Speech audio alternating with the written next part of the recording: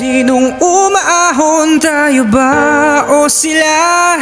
Mga ngiti nila habang nakalubog ka pa sa napuntang bulsa.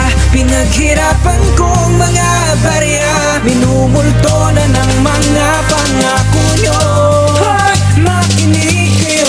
Ilang dekada mula pa pagkabata, nasanay na sa laman ng balita na kada bagyong dumaraan ang lagi nating reklamo. Lubog sa tubig, baha, tumaapaw na estero, habang sa isang banda meron sanang solusyon. Pero para bang sakit na palaging sumusumpong ang korupsyon nitong gobyerno. Bakit di na kumontento sa laki na sinisahod, gusto pang pumuporsyento. Galante sa ayuda, bigas man yan o pera. Pagdating ng eleksyon, isusumbat pang delata sa bawat isang butati na palaging umaasa na baka sakaling sila ang susi sa masagana na kinabukasan. Pero parang di naman, sa halip na bumuti ay lalo pang nahihirapan sa tindi nitong kalbaryo. Nagdaig pa ang impyerno kung ayaw niyong masunog, edi Makinig